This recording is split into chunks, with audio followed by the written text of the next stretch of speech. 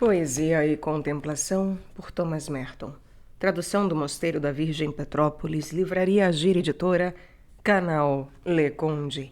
Caros ouvintes, caso gostem do que aqui será lido, já sabem, adquiram um livro, e caso gostem do meu trabalho, também venham auxiliá-los, links estão todos no descritivo. Se possível, curtam, compartilhem, comentem. Eu desejo a todos uma boa escuta. Chegamos finalmente ao fim do livro. Poesia e Contemplação. Terceiro. A contemplação mística situa-se absolutamente para além das possibilidades da atividade natural do homem. A contemplação mística situa-se absolutamente para além das possibilidades da atividade natural do homem. É um puro dom de Deus. O Senhor o dá a quem lhe apraz. Ao cooperar com a obra da graça ordinária, podemos, e se realmente pretendemos amar a Deus, temos de procurá-lo e mesmo encontrá-lo obscuramente, por meio de um amor que tateia humildemente em busca da verdade nas trevas desta vida.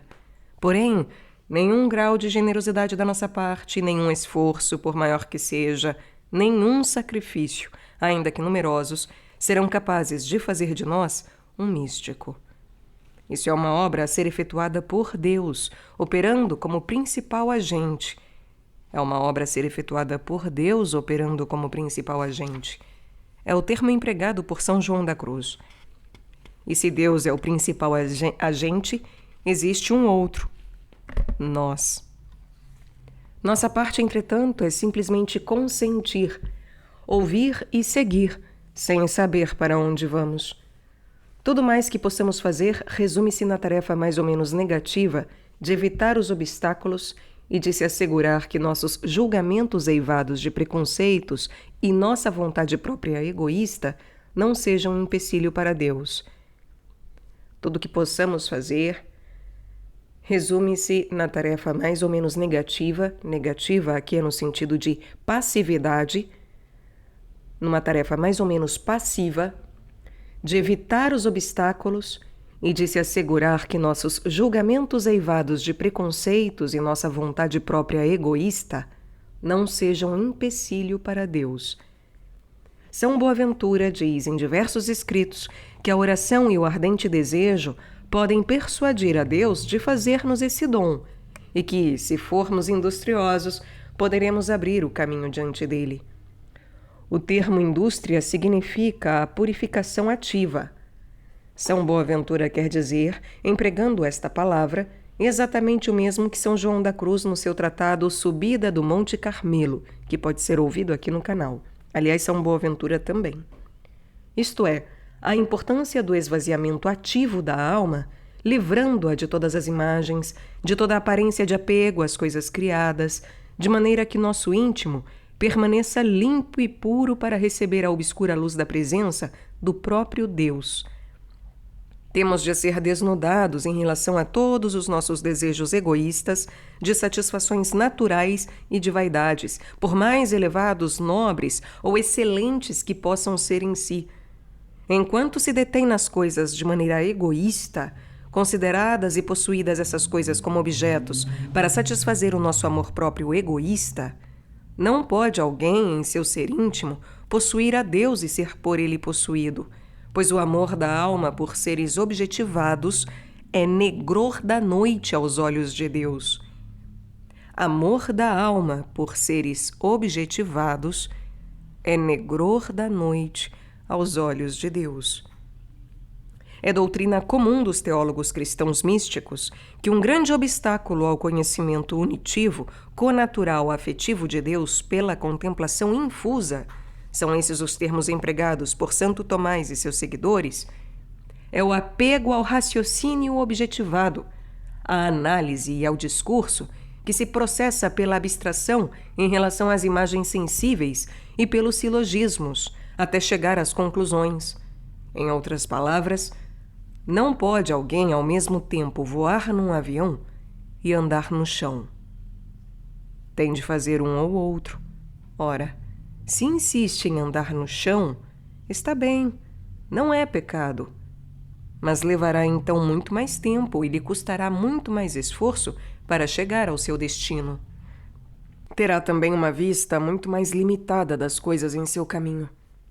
O que o Espírito Santo pede ao místico é um consentimento cheio de paz e uma fé cega nele. Pois durante todo esse tempo, uma vez que a alma não age por si mesma, permanece cega e na escuridão, sem saber para onde vai, nem o que está sucedendo. E, entretanto, está sentindo uma satisfação que é, no início, extremamente tênue, inefável e obscura. A razão disto é, evidentemente, não estar a alma ainda suficientemente espiritualizada, de modo a poder apreender e apreciar o que nela se passa. Nada percebe, tem apenas uma sensação muito vaga e geral de que Deus está de fato verdadeiramente presente e atuando no íntimo do seu ser. É uma sensação carregada de uma certeza maior do que qualquer outra coisa jamais experimentada. E, no entanto, caso se tente analisar essa experiência ou se procurar de qualquer modo aumentar sua intensidade por um ato natural, tudo escapará e será totalmente perdido. Ora, é precisamente aqui que o instinto estético muda de cores. Em lugar de ser um dom precioso, torna-se um verdadeiro perigo. Se a intuição do poeta o leva naturalmente ao santuário interior da alma, é para um fim especial na ordem da natureza. Quando o poeta entra em si mesmo, é para refletir sobre sua inspiração e revesti-la de uma forma especial e esplêndida, e em seguida voltar e manifestá-la aos que estão por fora. E aqui se começa a perceber a diferença radical entre o artista e o místico. O artista entra em si para trabalhar. Para ele, a alma superior é uma oficina onde a inspiração alimenta um fogo fortíssimo. É um crisol para a transformação de imagens naturais em formas novas, criadas. Mas o místico entra em si não para agir em relação a alguma obra, e sim para passar através do centro da sua alma e perder-se na misteriosa, secreta, infinita e transcendente realidade de Deus, vivo e atuante nele. Consequentemente, se acontece ser um místico ao mesmo tempo um artista, quando a oração o impele para dentro de si mesmo, ao encontro da secreta presença de Deus, sua arte estará diante da tentação de pôr-se a trabalhar e a produzir, estudando as possibilidades criativas dessa experiência. E assim tudo corre o risco de ser frustrado e destruído. O artista correrá o risco de perder um dom de enorme valor sobrenatural apenas para desempenhar um trabalho de valor muito inferior. Abandona a graça profunda e espiritual que lhe foi concedida para voltar ao reflexo dessa graça em sua alma. Retira-se do mistério da identificação com a realidade, para além das formas e dos conceitos objetivados, e retorna ao domínio do sujeito e do objeto. Há de objetivar sua própria experiência e procurar explorá-la e empregá-la em benefício próprio. Deixará Deus e voltar-se-á sobre si mesmo. Ao fazê-lo, embora siga seu próprio instinto de criar, será de fato menos criativo, pois o trabalho criativo realizado diretamente na alma pelo próprio Deus, o Espírito Criador infinito, não pode ser comparado ao trabalho que a alma do homem desempenha à imitação do Criador divino. Incapaz de perder-se totalmente em Deus, fadado pela inquietação do talento a procurar-se a si próprio no mais elevado dom natural de Deus a ele concedido, o artista baixa da contemplação, voltando-se para si mesmo como artista. Em lugar de passar através da sua própria alma para o abismo da infinita realidade de Deus, ali permanece um momento apenas para surgir novamente no mundo exterior das coisas múltiplas criadas, cuja variedade, mais uma vez, dissipa suas energias até que se percam na perplexidade e na insatisfação. Existe, portanto, a probabilidade de alguém que possui o dom natural da intuição e da criação artística conseguir passar a um tipo superior e mais espiritual de contemplação, em que a alma repousa em Deus sem imagens, sem conceitos, sem intermediários. O artista pode ser como a lebre na fábula, que se distancia de muito da tartaruga, que não possui talentos, nos inícios da vida contemplativa, mas que, no final, fica para trás. Em uma palavra, dons e talentos naturais podem ter grande valor no início, mas a contemplação jamais disso dependerá. Podem, em realidade, mostrar-se obstáculos, a não ser que, por alguma graça especial, estejamos deles totalmente desapegados. Assim, poderá o artista provar o sabor inicial da oração infusa, pois, como diz São João da Cruz, isso é concedido a um número relativamente grande de pessoas, e muitas vezes bem cedo em sua vida espiritual, especialmente onde as condições são favoráveis.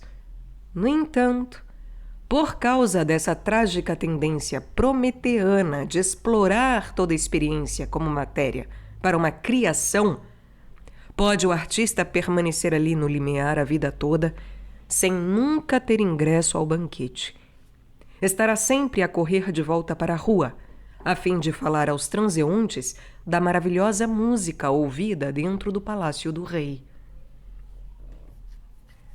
Tomo a liberdade de trazer uma outra imagem e consequência em relação a isso para que fique ainda mais claro o trágico disso. O artista, e eu falo com propriedade porque escrevo, faço dramaturgia, poesia, venho dessa área. O artista, ele tem acesso ao Criador no máximo, mas o contemplativo, ele passa ao Pai. O artista não passa ao Pai enquanto artista. Somente o verdadeiro religioso, o verdadeiro contemplativo religioso, somente dentro da religião e do abismo que é Deus, enquanto um Pai, é que se chega de fato a essa contemplação de que fala o autor. Conhecer Deus enquanto Criador e, portanto, exprimir o lado criativo nosso é permanecer apenas no raso da possibilidade, naquilo que nós temos de mais inferior junto a Deus, enquanto criaturas e um Criador. Outra coisa é passar a, de fato, a contemplação do Pai. Passar à contemplação enquanto um filho. O filho não cria. O filho simplesmente é abraçado. O filho simplesmente recebe o amor do Pai e se permite ser amado. O filho é aquele que se entrega ao mistério, se entrega ao amor ao seu máximo, não como quem tenta defini-lo e justamente objetivá-lo, não como quem tenta levá-lo aos outros de maneira prática, como um serviço ou um trabalho imediato, material. Mas entendendo e sabendo que, ao ser abraçado por Deus enquanto um Pai, ao ser abraçado por essa possibilidade contemplativa e imergir no mistério que é ser de fato filho de Deus, ser uma só carne com Deus, ser família, igreja, assembleia, matrimônio divino, junto de Deus, filiação divina, junto de Deus, ao imergir neste mistério, não é preciso levá-lo de maneira objetiva aos outros, de maneira prática aos outros, porque isso em si mesmo irradia. Isso em si mesmo é como um sol. Irradia e doa-se, independentemente de querê-lo. Não é o querer de si mesmo, da própria vontade, que o faz. É o Pai que, através de nós, doa-se a si mesmo. Independentemente de que vejam, sintam. Não é algo em si prático, ainda que tenha consequências práticas. O efeito é prático, na vida nossa e dos outros. Contudo, em si mesmo enquanto causa, é apenas uma doação sublime. Uma doação que simplesmente modifica todas as coisas, sem que precise ser necessariamente alterado algo na prática imediata delas mesmas.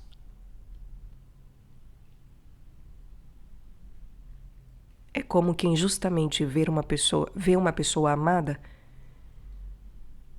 E ao sentir esse amor, ao estar em comunhão com esse amor, a pessoa que todos veem é a mesma. Mas a maneira como se vê já não é mais a mesma. A maneira como se comunga desse mistério da visão não é mais a mesma. Porque não é na visão em si que está esse amor, mas na presença. A presença modifica, como justamente a chegada de alguém que nós amamos e que modifica as coisas sem jamais tocá-las necessariamente ou sequer dizer uma palavra. E claro, essa imagem ainda é algo baixo e raso para dizer aquilo que de fato é a presença de Deus em nossa vida.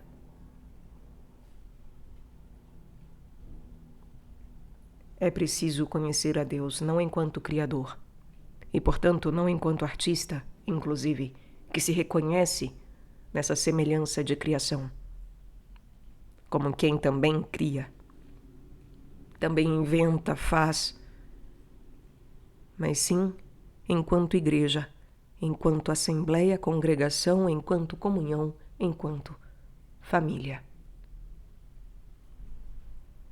Só o verdadeiro contemplativo alcança isso. E alcança, claro, não porque queira, mas porque Deus, querendo dar-se, aquele que recebe, permite-se recebê-lo. Quarto. Qual será, pois, a conclusão? É que a poesia pode, de fato, auxiliar-nos a percorrer rapidamente a primeira parte da viagem, que leva à contemplação chamada ativa. Mas, quando começamos a penetrar no domínio da verdadeira contemplação, onde a felicidade eterna é saboreada em antecipação, a intuição poética pode acabar, por nosso repouso em Deus que ultrapassa todas as imagens. Numa tal conjuntura, poder-se-ia ser tentado a dizer logo de saída que só existe um caminho para o poeta, se ele deseja ser um místico ou um santo. Tem de consentir no sacrifício impiedoso e total da sua arte. Essa conclusão pareceria ser ditada pela lógica. Se existe uma distância infinita entre os dons da natureza e os da graça, entre a ordem natural e a sobrenatural, entre o homem e Deus, não deveríamos então sempre rejeitar o natural em favor do sobrenatural? O temporal pelo eterno? O humano pelo divino? Isso parece ser tão simples que chega a desafiar qualquer contradição. E, no entanto, quando se tem experiência das estranhas vicissitudes da vida interior e quando se conhece algo dos caminhos de Deus, vem a lembrança de que há uma vastíssima diferença entre a lógica dos homens e a lógica de Deus. De fato, não existe lógica humana nos caminhos da oração interior. Há somente paradoxo divino. Nosso Deus não é um platônico. A espiritualidade cristã não é o intelectualismo de Plotino ou o ascetismo dos estoicos. Devemos, portanto, ter o máximo cuidado em relação a uma supersimplificação. O cristão é santificado não porque escolhe simplesmente sempre aquilo que é o mais perfeito. Em realidade, a experiência ensina-nos que a opção mais perfeita não é sempre aquela que, em si, seria a mais perfeita. A opção mais perfeita é a escolha daquilo que Deus quis para nós, ainda que possa, em si, ser menos perfeita e, de fato, menos espiritual. É bem verdade que a experiência estética é apenas uma coisa temporal e, como todas as demais coisas temporais, passa. E é verdade que a oração mística enriquece 100 vezes mais o homem, tanto no tempo como na eternidade. Purifica seu ser e cumula de méritos sobrenaturais. Desenvolve os poderes e as capacidades do homem para absorver as torrentes infinitas de luz divina que serão um dia sua bem-aventurança.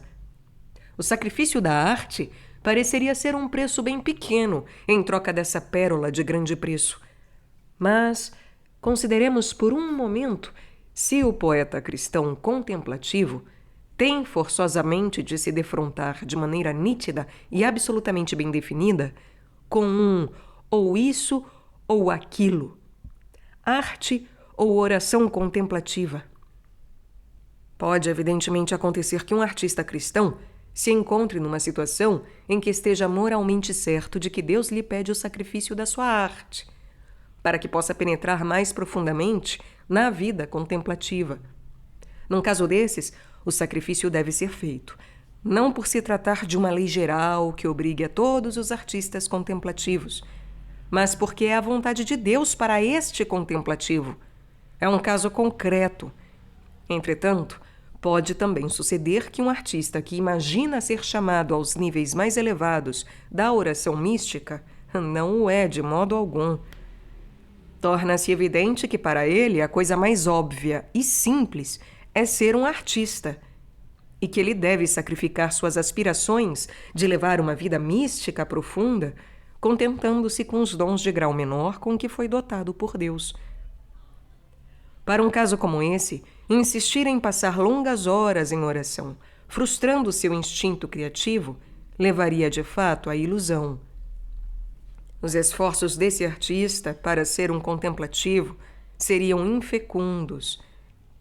Na realidade, descobriria ele que ser artista é, ao mesmo tempo, viver plenamente todas as implicações da arte para um cristão e um contemplativo, no sentido largo do termo. Ele desfrutaria, assim, de uma vida interior muito mais profunda e vital, dando muito mais valor aos mistérios de Deus do que se tentasse apenas enterrar o seu talento artístico para ser um santo profissional. Se for chamado a ser artista, sua arte o levará à santidade, se ele a utilizar como deve fazer um cristão. Para apresentar ainda um outro caso, pode possivelmente ser vontade de Deus, como sucedeu certamente com os profetas do Antigo Testamento e com São João da Cruz, que alguém seja ao mesmo tempo um místico e um poeta e elevar-se aos mais altos graus da criação poética e da oração mística, sem que haja nenhuma contradição entre ambas. Aqui, ainda, o problema encontra solução, não pela aplicação de algum princípio abstrato a priorista. Trata-se apenas de praticamente apelar com espírito prático para a vontade de Deus nesse caso particular concreto, a fim de conhecê-la. Estamos tratando com dons de Deus, que Ele pode dar como bem lhe agrada, quando lhe agrada, a quem lhe agrada. É inútil estabelecermos leis que ditem quando e como devem os dons de Deus ser concedidos, a quem devem ser concedidos e a quem recusados. Continua sendo verdade que a determinada altura da vida interior, o instinto de criar e comunicar entra, sim, em conflito com o chamamento à união mística com Deus. Mas o próprio Deus pode resolver o conflito. E Ele o faz. Nem precisa o Senhor de qualquer conselho nosso sobre isso. A vida cristã é a vida de Cristo na alma. A sabedoria cristã é a sabedoria do Filho unigênito de Deus. Ele é a sabedoria que nos foi dada, que nasceu, sapientia genita. Para sermos sábios com a sabedoria de Cristo, temos de deixar o Cristo nascer e viver em nós a seu modo. Cristo não vem a todos da mesma maneira. Isso porque cada um de nós tem função diferente no corpo místico de Cristo. Há diversidade de dons, porém o Espírito é o mesmo. Há diversidade de serviços. Há, porém, um único Senhor. Há diversidade de obras. É, porém, o mesmo Senhor que em todas atua. E a manifestação do Espírito é dada a cada um para proveito comum. Podemos aplicar as últimas palavras desse texto ao caso em questão. Se o poeta cristão o for realmente, se ele possuir uma vocação para manifestar a outros os mistérios insondáveis do amor de Cristo, deve então fazê-lo no Espírito de Cristo. E sua manifestação do Espírito não somente brota de uma espécie de intuição contemplativa do mistério do Cristo, mas lhe é dada em seu proveito. Assim, há de aprofundar e aperfeiçoar sua união com Cristo, O poeta e artista cristão é alguém que cresce não apenas por meio da sua contemplação, mas também por sua declaração aberta da misericórdia de Deus. Se está claro que ele é chamado a dar testemunho de Deus, pode dizer com São Paulo: ai de mim se eu não pregar o Evangelho. E ao mesmo tempo deve ele sempre lembrar-se de que os dons invisíveis e mais espirituais são infinitamente maiores do que a sua arte. E, se for chamado a fazer uma opção exclusiva de uma ou de outra coisa, deve saber como sacrificar a sua arte.